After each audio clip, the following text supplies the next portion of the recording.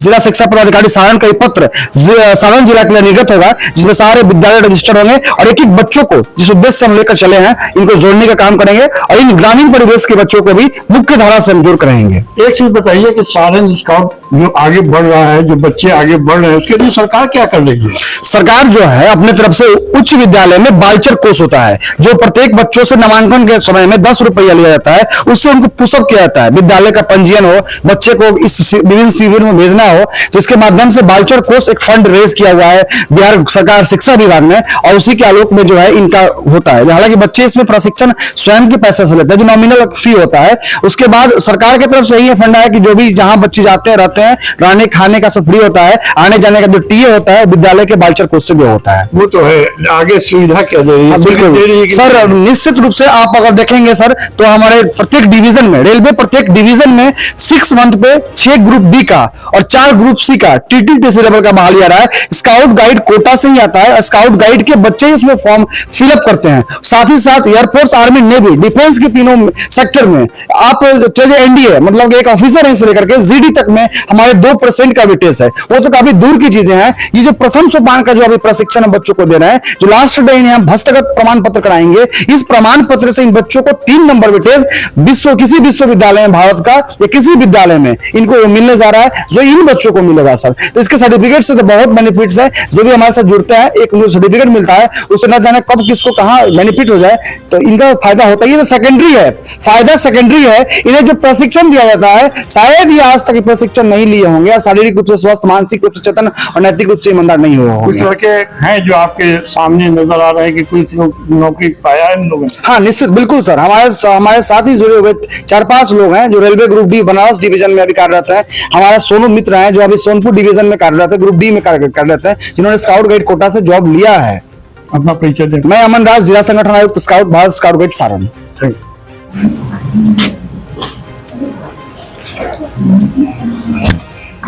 सारण में हम देख रहे हैं कि स्काउट गाइड का महत्व दिन ब दिन बढ़ा जा रहा है, चाहे वो प्रशासन की नजर हो या किसी पब्लिक की नजर हो। पूरे सारण में स्काउट गाइड पे सबकी नजर पड़ी रहती है। चूंकि हम देखते हैं कि सोनपुर मेले से लेके और धमदास जी की मंदिर तक जो भी दशहरा का प्रोग्राम हो या छठ का प्रोग्राम हो, स्काउट गाइड के बच्चे को लगाया जाता है ड्यूटी में। क्या कारण है इसका?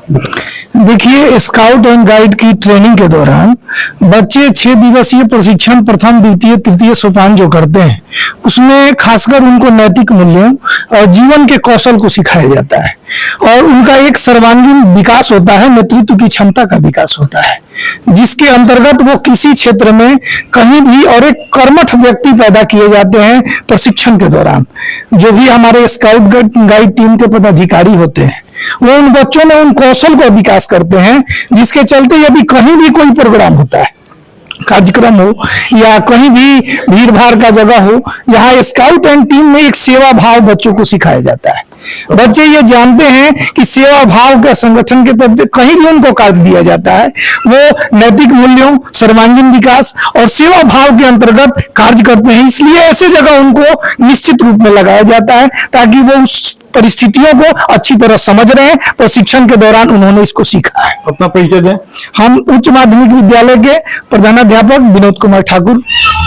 आपको देखते चले आ रहे हैं कि बहुत दिनों से स्काउट में लगे हुए हैं और शारीरिक से लेके मानसिक तक हर तरह का एक्सरसाइज अभी हमने देखा। बहुत जमाने के बाद, बचपने में हम लोग भी किया करते थे, टोंग से जो आवाज निकल रहे हैं बच्चे, बहुत अच्छा हमको लगा।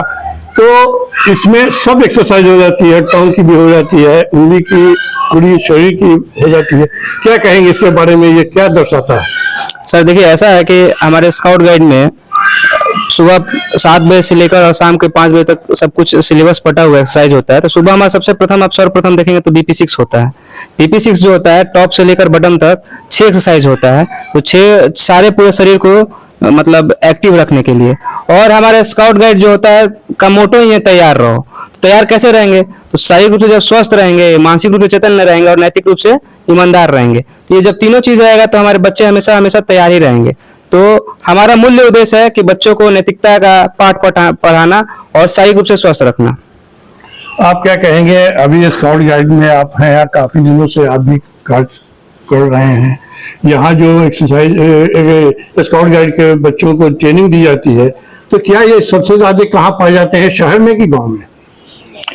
इसके पहले तो अभी सारण जिला में ये शहर तक ही सीमित था, मगर अभी हम लोगों के जो टीम है या बिहार सरकार का जो पत्र आया हुआ है उसके माध्यम से हम स्काउट को दूर देहात क्षेत्रों तक ही हम लोग इसको ले जाने का प्रयास कर रहे हैं, ताकि ये ग्रामीण परिवेश के बच्चे इसके बारे में जाने, ग्रामीण परिवेश के बच्चे सेवा भाव के बारे में समझे, ग्रामीण परिवेश के बच्चे ये जाने कि नहीं भारत स्काउट गाइड क्या है, इसमें हमें क्या सीखना है।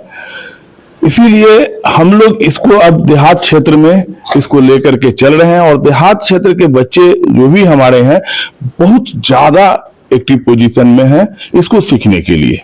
4 तारीख से लेकर 10 तारीख तक जहाँ तक के डीओ का आदेश है कि हर जगह हर गांव से लेकर शहर में प्रोग्राम होना चाहिए, और आप प्रोग्राम करा रहे हैं, क्योंकि आप एक स्काउट में एक युग से जुटे हुए हैं, क्या कहेंगे? सबसे पहले एसडी न्यूज को बहुत धन्यवाद, बहुत आभार। और ये भारत स्काउट गाइड सारण का यह शिविर हमारा जिला शिक्षा पदाधिकारी के पत्र के आलोक में हो रहा है, जो 6 दिवसीय प्रथम सोपान परीक्षण शिविर है, जहां बच्चों को शारीरिक रूप से स्वस्थ करना, मानसिक रूप से चेतन और नैतिक रूप से ईमानदार बनाते हैं। इसी उद्देश्य को लेकर के बच्चे हमें यहाँ बच्चों को प्रशिक्षण दे रहे हैं। और ये हमारा अभी जो प्राथमिक निदेशक मिथिलेश सर का एक पत्र निर्गत हुआ है, जो यह पहले हाई स्कूल तक ही सीमित होता था, वर्तमान समय में मिडिल स्कूल में भी ये